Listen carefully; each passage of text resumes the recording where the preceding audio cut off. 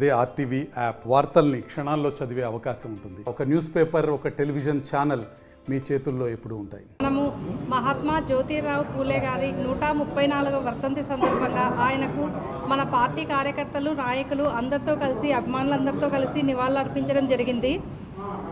మన మహాత్ములందరూ కూడా మనందరి కోసం, అంటే పూర్వం నుంచి కూడా మహాత్ములందరూ కూడా ప్రజల కోసమే బతికారు, వాళ్ళ కోసమే సేవలు చేశారు. సామాజికంగా కానీ అన్ని విధాలుగా కూడా ప్రతి ఒక్కరూ ఉన్నతంగా ఉండాలని కోరుకున్నారు. వాళ్ళలో మహాత్మా జ్యోతిరావు పూలే గారు చాలా ముఖ్య పాత్ర వహిస్తారు. ఆయన పేద ప్రజలకు కానీ, అంటే రాజకీయంగా, సామాజికంగా అసమానతలను తొలగించాలని చూసిన వ్యక్తి ఆయన. బీసీల నాయకుడు, మరీ ముఖ్యంగా మహిళా పక్షపాతి. మహిళల కోసం, అంటే మహిళలందరూ కూడా చదువుకోవాలని చెప్పి ఆయన అప్పట్లోనే ఆయన కృషి చేసిన మహనీయుడు.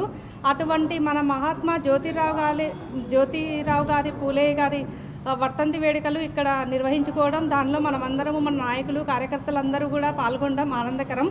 మరీ ముఖ్యంగా ఇప్పుడు నాయకులందరూ చెప్తుంటారు, మేము అందరికీ అండగా ఉంటాము, మహిళలకు ఉంటాము, పేద బడుగు బలహీన వర్గాలకు అండగా ఉంటామని. కానీ మన మాజీ ముఖ్యమంత్రి వర్యులు, మన నాయకుడు జగన్మోహన్ రెడ్డి గారు మాత్రమే సామాజిక రాజకీయ అసమానతలను తొలగించి, ఆయన మన మహాత్ములు, అంటే జ్యోతిరావు పూలే గారు అట్లాంటి వారందరి బాటలో నడిచిన నాయకుడు మన జగన్మోహన్ రెడ్డి గారు.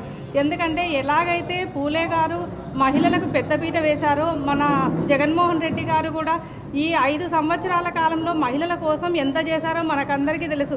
అమ్మఒడి అయితే ఏమి, విద్యా దీవెన అయితే ఏమి, వసతి దీవెన అయితే ఏమి, ప్రతి నిధులను కూడా మహిళల అకౌంట్లలోనే వేసి వాళ్ళను లక్షాధికారులను కూడా చేసిన ఘనత మన జగన్మోహన్ రెడ్డి గారికే దక్కుతుంది. కానీ ఇప్పుడున్న పాలకులు మేము మహిళల కోసం ఇంత చేస్తున్నాం అంటారు, కానీ ఇంతవరకు ఏమి చేసిన దాఖలాలు లేవు.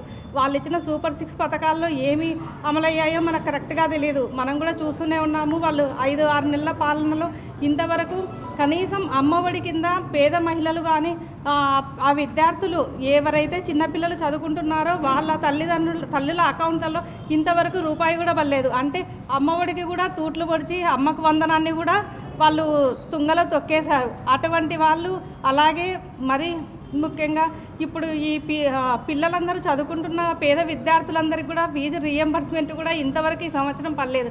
అలాగే రైతులను కూడా వాళ్ళు ఏ విధంగా చూసుకున్నారో మనకందరికీ తెలుసు.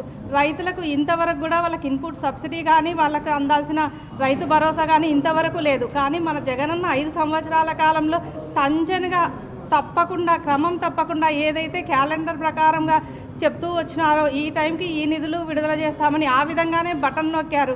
కానీ మన దురదృష్టం ఏమంటే, మన ప్రజలు అవన్నీ అర్థం చేసుకోలేక జగనన్నను అపార్థం చేసుకొని ఇలాంటి పరిస్థితి మనకందరికీ వచ్చింది. కానీ ఇవన్నీ ప్రజలందరూ ఇప్పుడు తెలిసిపోయింది. ప్రజలకు కూడా ఈ కొద్ది నెలల కాలంలోనే ఎవరు మనకు మంచి చేశారు, ఎవరు చేయరు అని చెప్పి కూడా ప్రజలందరూ గమనించారు. కాబట్టి నెక్స్ట్ రాబోయేది కూడా మన కాలమే. మన జగనన్న ఎప్పటికైనా కూడా ప్రజలందరి గుండెల్లో ఉంటారు, ఎప్పటికీ అలాగే ఉంటారు. నాకు ఈ అవకాశం ఇచ్చిన అందరికీ థ్యాంక్ యూ. మరిన్ని వీడియోస్ కోసం ఛానల్ ని సబ్స్క్రైబ్ చేయండి, లేటెస్ట్ అప్డేట్స్ కోసం వాట్సాప్ ఛానల్ ని ఫాలో చేయండి, అండ్ లింక్ డిస్క్రిప్షన్ లో ఉంది.